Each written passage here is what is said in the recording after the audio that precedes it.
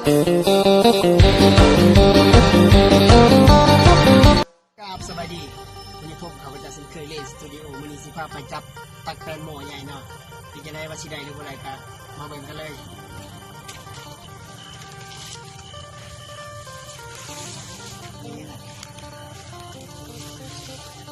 ตักแตน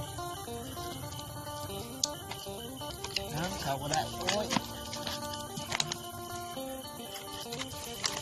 ตัวนึงตัวใหญ่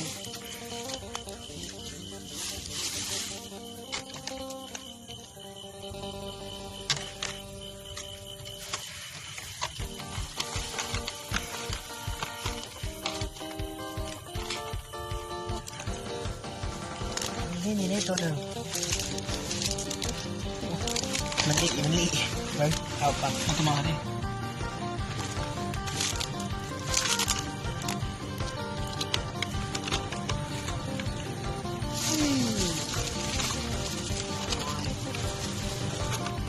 อ๋อดีดมือ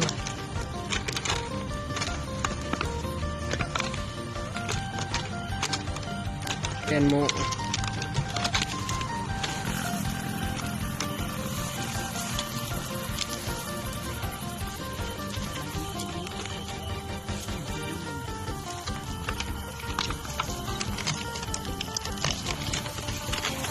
ใหญ่กว่านี้มันเนาะ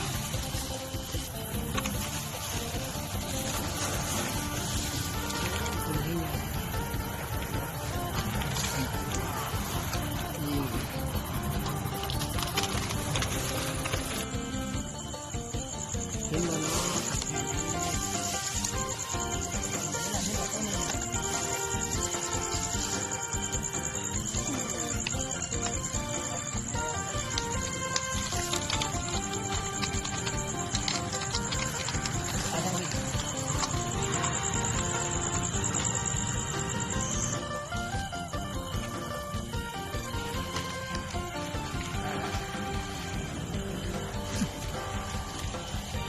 แตนโมเนาะ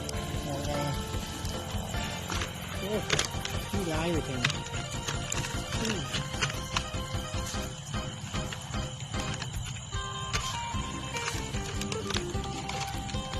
ร้าย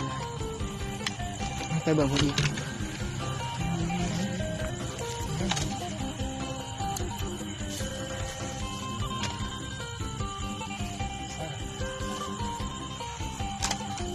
จับเนี่ย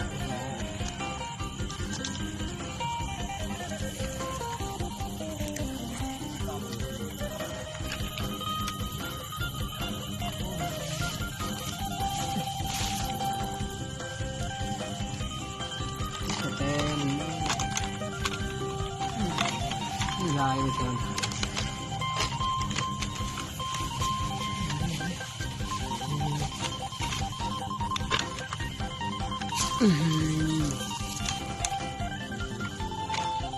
พอได้ถอดกินนะ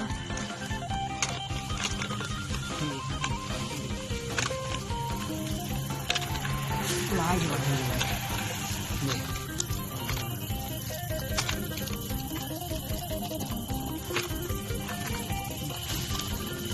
ซื้อพายก่อน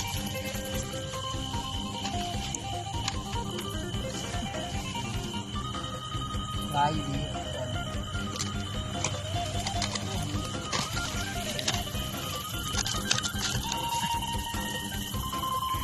ติดตักแตนสี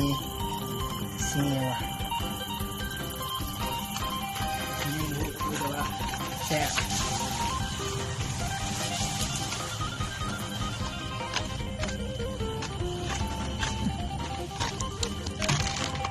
ลายเกินพี่น้องลายเกิน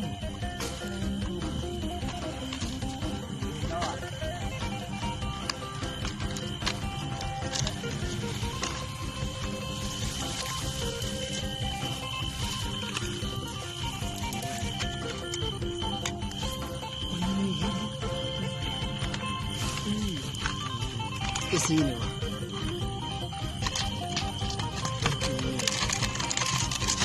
ได้ที่เต็มปุ๊บเลยโอ้ตักแตนตักแตนหมูเด้อบ่แม่นตักแตนสุรดา ลี่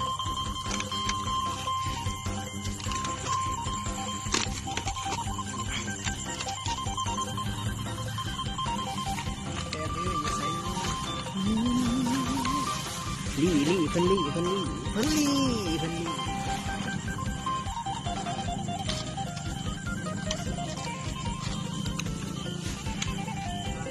เดี๋ยวมา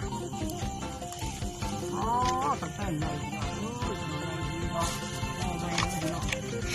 นี่สีเขียวพวกมีใหญ่ๆตัวนี้โอ้มีตัวนึงนี่เนาะเลยนี่บักเขียว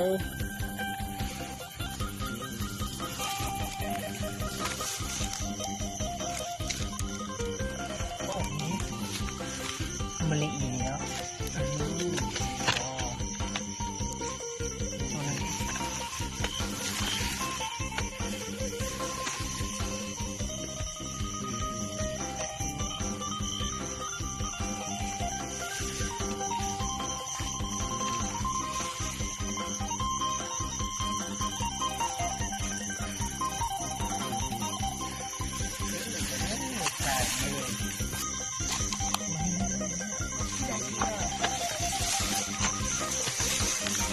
โอ้มีกระป๋อมีพี่น้องนี่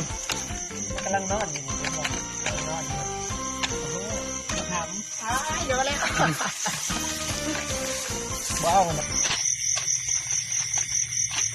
หลังจากที่เลี้ยงแล้วก็นี่เนาะได้ยังไงมีกระตักแตนโมจบเลยครับบ้านทำมากาคลิปนี้ไม่ลืมกดไลค์กดแชร์อันนี้เนี่ยจะเป็นกำลังใจกดติดตามไปเนี่ยจะเป็นกำลังใจในการเฮ็ดคลิปทางต่อไป